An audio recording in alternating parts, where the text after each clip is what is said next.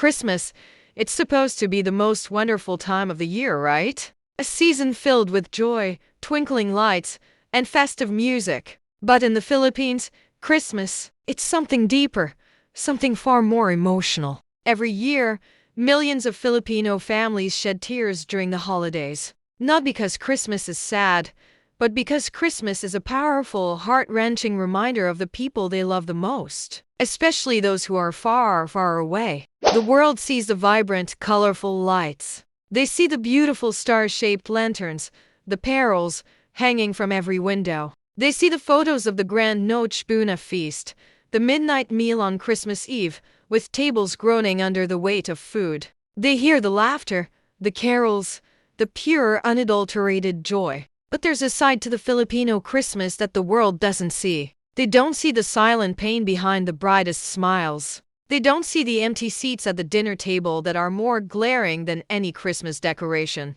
They don't see the video calls that have to replace warm hugs, or the heart stretching across oceans, all just wishing, praying, that one day, the family will finally be complete again. Picture this. It's Christmas Eve in a typical Filipino home. The food is ready. The gifts are wrapped under the tree. Everyone is dressed up, smiling for pictures, trying to capture the moment. The house is alive with energy. But then, there's always that one moment. That sudden pause. Someone's smile falters. Someone quietly looks at their phone or stares at an empty chair. And in that silence, the truth hits them like a wave. The person they miss the most isn't there. A mother working as a nurse in Dubai, missing her children's laughter. A father on an oil rig in Qatar, sacrificing another holiday for his family's future. A brother on a cruise ship somewhere in the Caribbean.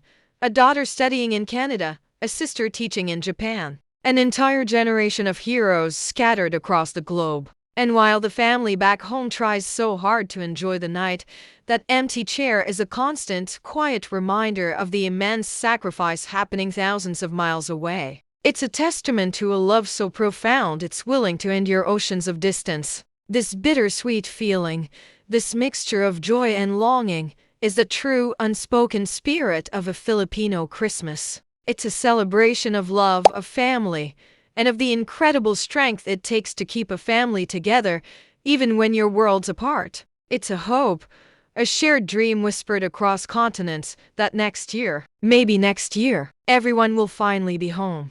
It lives inside our OFWs or overseas Filipino workers. They celebrate Christmas in small rooms, in cramped dormitories, on lonely ship cabins, and in cold apartments in countries that don't feel like home. They put up a brave face, pretending everything is fine while they eat a simple Noche Buena for one. All they do is stare at their phones, waiting for that one video call, the one that both hurts and heals at the same time. They'll smile brightly for their children, laugh with their parents, and show off the small decorations they put up. But once that screen goes dark, the tears fall, because no amount of money, no gift sent home, can ever replace the warmth of holding your family in your arms on Christmas Day. And yet, even in the middle of all that sadness, something beautiful happens. They find each other. In break rooms, in community halls, in shared kitchens, Filipinos find their chosen family. They cook adobo, share stories, and sing carols together, creating a little piece of home, thousands of miles away. It's a testament to their strength, a love that crosses oceans, proving that the true spirit of a Filipino Christmas can never, ever be left behind. You see, Filipinos still celebrate. We still laugh, we still cook feasts, we still sing our hearts out, and we still pray with all our might. We light our carols, those beautiful star-shaped lanterns, as a symbol of hope. We do all of this because Filipino love is a force of nature. It's a love so strong, so resilient, that it can hold immense pain and overwhelming happiness in the same hand at the same time. And nothing, absolutely nothing, captures this feeling better than the Christmas video call. Picture it.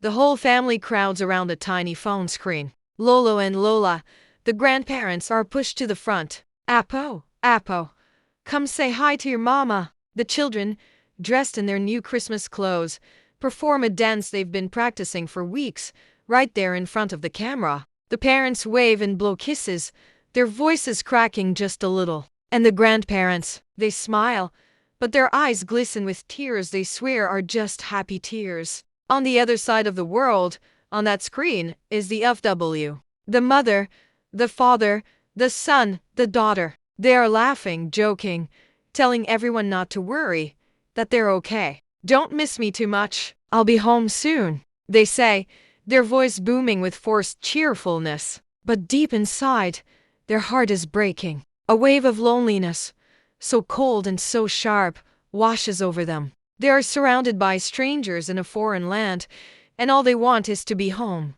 Then the call ends, the screen goes black, and silence fills the room. That's when it hits. That's when many Filipinos finally let themselves cry. The one person who should be home for Christmas, the one who completes the family, is just a face on a screen. The laughter fades, and the reality of the distance sinks in. But then, something beautiful happens. At the dinner table, a plate is still set for them. A full plate of food waiting. Not because they are absent, but because they are so deeply, fiercely loved. It's a symbol that they are there in spirit, in heart, and forever a part of the family. The emotion becomes almost too heavy to carry. But before I tell you the real reason behind these tears, please consider liking and following. It means so much, and it helps these powerful Filipino stories reach more people who need to hear them. Now, here's the truth that no one really talks about. Filipinos don't cry at Christmas because life is sad.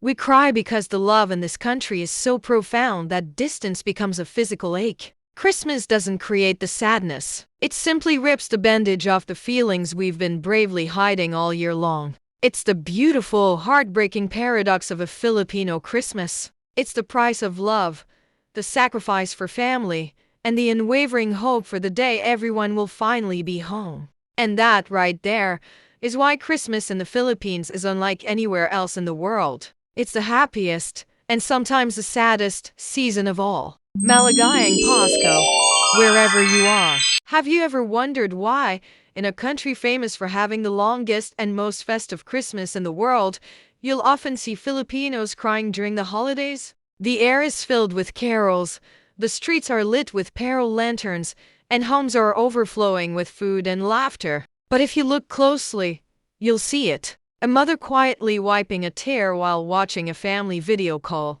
A father staring at an empty chair at the Noche Buena table. A young child clutching a gift from a parent who's thousands of miles away. These aren't tears of sadness.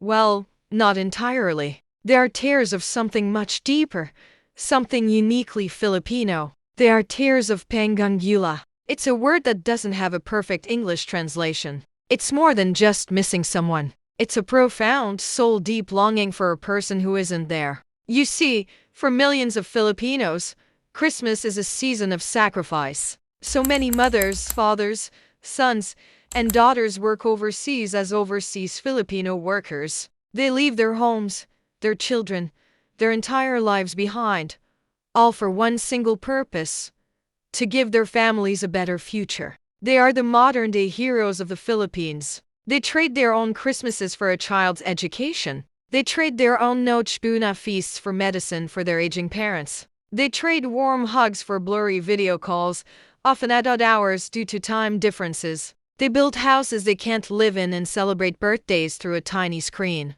So when Christmas comes, that sacrifice becomes incredibly real. Every carol they hear is a reminder of the family choir they're missing. Every festive meal they see is a ghost of the one they should be sharing back home. The distance, which is a dull ache for 11 months, becomes a sharp, stabbing pain in December. And back home, the families feel it just as intensely. That empty seat at the table isn't just an empty seat. It's a gaping hole in the heart of the family. The gift from a faraway parent is a symbol of both immense love and immense absence. So, why do Filipinos cry during Christmas? It's simple. They cry because hope is the very air they breathe, the hope of one day being complete again. They cry because their love is so fierce it can cross oceans, but their arms can't. They cry because they miss with an intensity that is both beautiful and heartbreaking. They cry because their hearts can shatter from the sacrifice, and yet, somehow, keep loving without any limits. These are not tears of weakness. They are the purest, most powerful testament to the strength of the Filipino family. It's the ultimate expression of a love that endures distance, a love that sacrifices, and a love that never ever gives up. You know, we Filipinos have a reputation. We're the ones who smile through the storm, who find a reason to laugh even when life gets tough. We're experts at saying, "Kaya pa, I'm okay," even when we're running on empty. But then, Christmas comes, and suddenly, that cheerful mask begins to crack. The beer months don't just bring cooler air, they bring a wave of emotions we've pushed down all year. For millions of us, especially those working abroad, the Christmas carols start to sound a little different. They become a soundtrack to our silent heartaches. The pain of being thousands of miles away from your kids. The sharp, sudden memory of a loved one who's no longer here to celebrate with you. The bone-deep exhaustion from working in a foreign land, and the constant pressure to provide. No amount of overtime, no remittance slip, can ever replace the warmth of a mother's hug or the sound of your family's laughter echoing through the house on Noche, Buena. That's a different kind of poverty, a poverty of presence, and it hits hardest during Christmas. But here's the most powerful thing about a Filipino Christmas. Those tears, they're not a sign of weakness. They are our strength.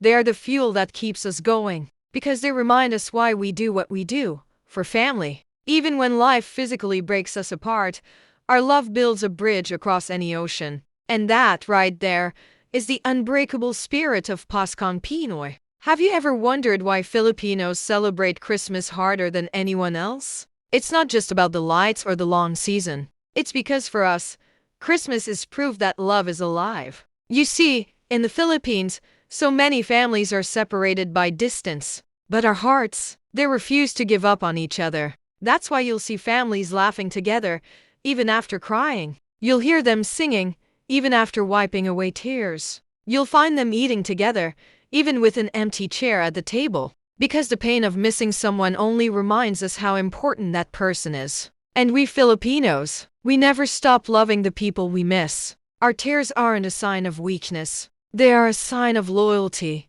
of sacrifice, and of an endless, unbreakable love. And we hold on to this hope that someday, the mother working abroad will walk through that arrival gate, and her children will finally run into her arms. That one day, the father who missed years of Christmases will finally come home for good. That the family will sit at the same table again, with no video calls needed, and the house will finally feel full. Until that day comes, we will keep celebrating. We will keep loving. We will keep hoping. Merry Christmas!